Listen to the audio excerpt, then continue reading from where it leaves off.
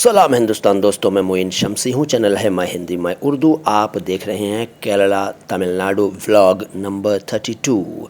आज की मुलाकात में मैं आपको कुछ और नज़ारे दिखाऊंगा कन्याकुमारी के। कन्याकुमारी में सनराइज़ के बाद भी हम काफ़ी देर रहे और काफ़ी कुछ रिकॉर्ड किया, शूट किया आपके लिए, तो वो सब आपको आने वाली कड़ियों में दिखाता रहूँगा। ये देखिए, मैं पानी में चल पड़ा हूँ। समुद्र का जो पानी है, शफ़ाफ़ पानी, उसमें मैं उतर गया, बर्दाश्त नहीं कर सका।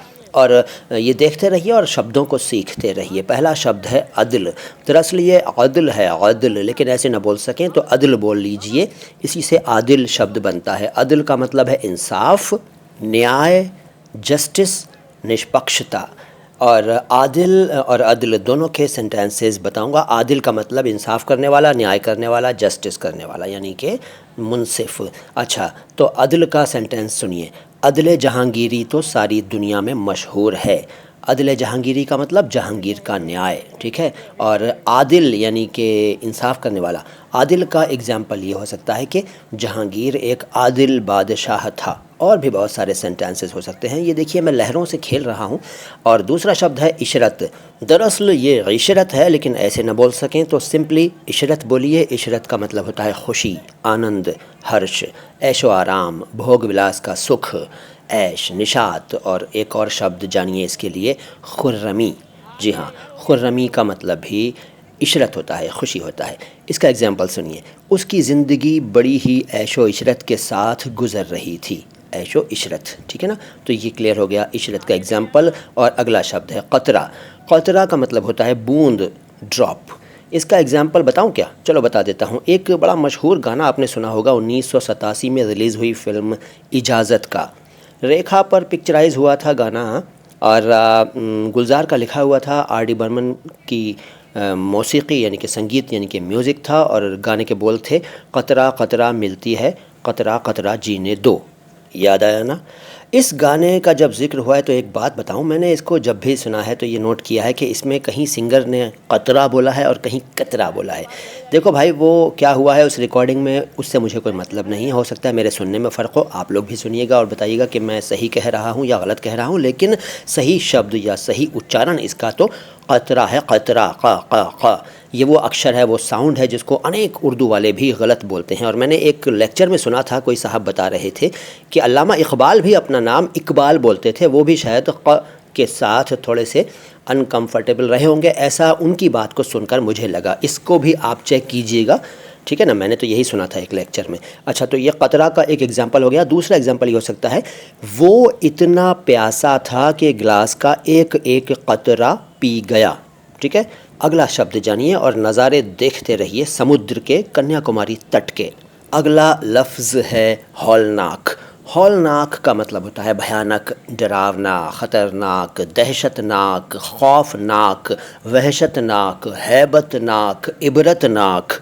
देख लीजिए, मैंने नाक वाले कितने शब्द बोल दिए। दरअसल नाक फ़ारसी का एक प्रत्यय है और अनेक शब्दों के एंड में लगकर उनके अर्थ को बदलता है।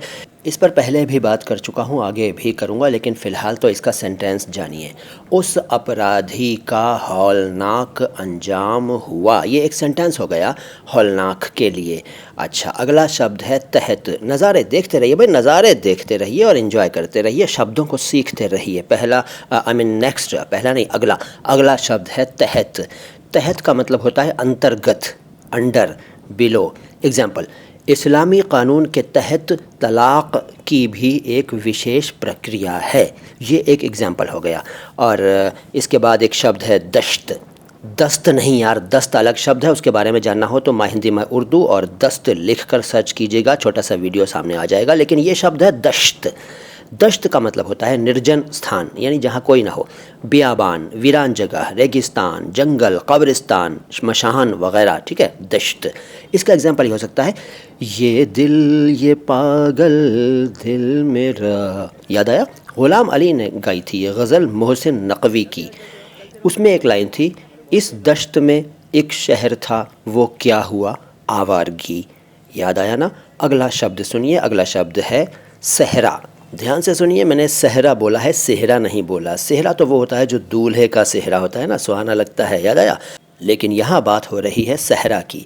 सहरा का मतलब होता है रेगिस्तान, मरुस्थल, और वो जगह जहाँ पानी, घास, पेड़ वगैरह कुछ भी ना हो। जंगल को भी सहरा कहते हैं। बहुत बड़ा खुला मैदान सहरा कहलाता है। बहुत सारे अर्थ हैं इसके। ये देखिए, ये केले हैं।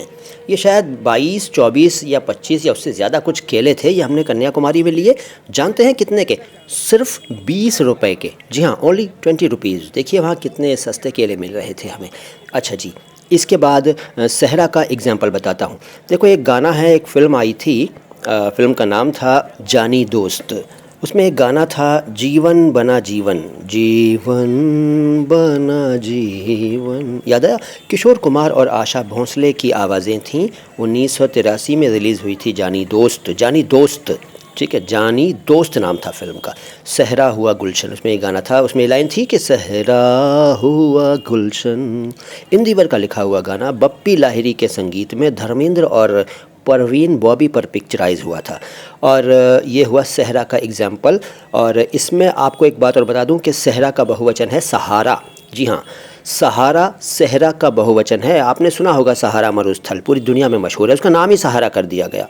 लेकिन सहारा का अर्थ होता है, और वो है बहुत सारे मरुस्थल, कई रेगिस्तान, अनेक डेजर्ट्स। ठीक है, तो ये एग्जाम्पल सहारा का हो गया। तो इस छोटे से वीडियो में आपने क्या क्या सीखा? ये देखिए, ये एक बोर्ड है। यहाँ देखिए कितनी गलतियाँ आपको मिल सकती हैं, ज़रा ढूंढिए। एक तो ढाबा, इन्होंने ढ़ाबा लिखा हुआ है। और भी यहाँ पॉज करके देखिएगा कि वहाँ क्या और भी कोई गलती थी हिंदी की। वैसे थी तो, लेकिन आप बताइए कमेंट बॉक्स में, ठीक है। नज़ारे और भी हैं मेरे पास कन्याकुमारी के, और शब्द भी बहुत सारे हैं। ये नारियलों के 2 प्रकार देखिए, ऑरेंज और ग्रीन। यहाँ हम भी बड़े इससे मतलब प्रभावित हुए थे, आकृष्ट हुए थे ऑरेंज नारियल की तरफ, और हमने भी ये नारियल कटवा कर पिया। अच्छा, आज की मुलाकात यहीं तक। अगली मुलाकात में लेकर आता हूँ और भी अच्छे नज़ारे और भी अच्छे अच्छे शब्द। फ़िलहाल दीजिए इजाज़त। सलाम हिंदुस्तान।